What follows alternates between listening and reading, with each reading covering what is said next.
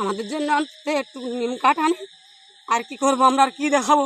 আমাদের তো অনেক কিছু দেখানো হয়ে গেছে, আর দেখানোর কি আছে? আমাদের এখানটায় 3-4টে করে বাইক নিয়ে ঢুকে আতঙ্কে সব মেয়েদের তুলছে। মমতার পুলিশ সব এসে ছেলেদের তুলছে, আতঙ্কে সব ছেলেদের তুলছে।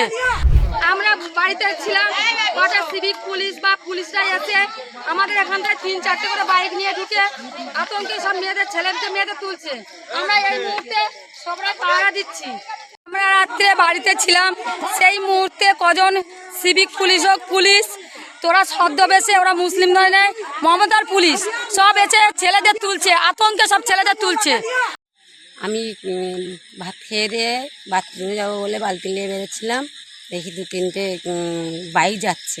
তা আমি বালতিটাকে রেখে দিয়ে আমি 2 করে এগিয়ে যাওয়ার ফলে তখন দেখি আমি গাড়ি চলে গেল। আমি ঘুরে আসলাম, ঘুরে এসে বালতিটা নিয়ে যাচ্ছি।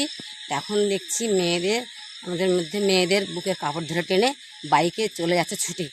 তখন ওই মেয়েরা সব চিল্লামিল্লি করে আসতেছে, আমিও সেই সঙ্গে যাই। গিয়ে বটতলায় আমাদের এখন বেরুজুর বটতলায় আমাদের সবাই যাই। সেই সময় পুলিশ বাহিনী এসে দুটো বাগছাল ভরা গাড়িওয়ালা পুলিশ ছিল, তার সঙ্গে সন্দেশখালীর পুলিশ ছিল। ওরা সবসময় যেই পুলিশগুলো আসতো, ওরা এসে আমার হাত থেকে লাঠি ছেড়ে নিয়ে আমার পাশাপাশি করে 8-10 গা মেরেছে। সে দেখানোর মতো না।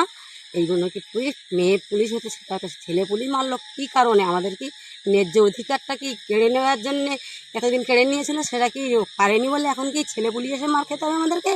আপনারা কি করছেন আমাদের জীবনের জন্য? একবার দেখুন, ভোটের পর আজকে যখন বলছেন, অনেক দিন আগে তো শুনেছিলাম ইন্দিরা গান্ধীকে চন্দন কাঠে পুড়িয়েছিল। আমাদের জন্য অন্তত একটু নিম কাঠ আনে। আর কি করবো আমরা, আর কি দেখাবো? আমাদের তো অনেক কিছু দেখানো হয়ে গেছে, আর দেখানোর কি আছে? কী করে প্রদীপ করে আসেন, দেখবেন গাড়িতে করে ভোট দিতে নিয়ে যাবেন। তাছাড়া আমার যাবার কোনো গতি নেই, দেখানোর কোনো জায়গা নেই। আমরাও তো মা বোন ছেলে মেয়ে নিয়ে বাস করি, কী করে বারবার দেখাতে পারি? এইরকম নিশ্চিত ছেলে পুলিশ মারবে, আমাদের অধিকার কেড়ে নেবে, তাই আবার আমাদেরকে মারধর করবে কেন? এইগুলো এই করে কীভাবে আমরা বাঁচতে পারি বলুন একটু।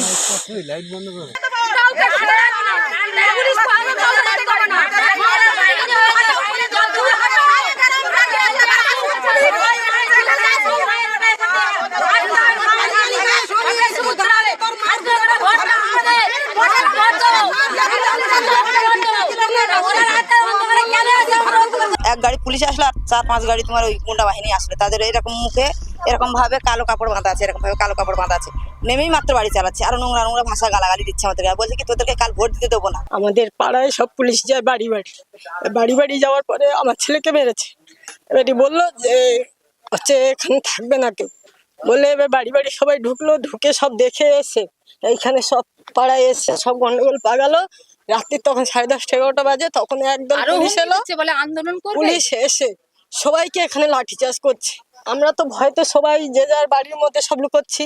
সব এখানে 20-25টা পুলিশ একবারে গাড়ি ভর্তি, সবাই এসে এখানে সবাইকে মারধর করছে।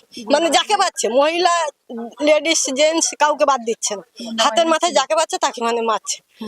তারপরে রাত্রি 12টা-1টার সময় ও তো হয়ে গেল, সবাই যে যার মতন গেল। আমাদের এই গার্ড ছিল, এনারা আমাদের বাড়ি পাঠিয়ে দিলেন। দেবার পরে রাত্রি 1:30টার সময় আবার পুলিশ এসে তারা বিলের মধ্যে এখানে মানুষজন লুকিয়েছে, বাড়িতে ঘুমোতে পারছে না, তাদেরকে জলে ফেলে মারছে।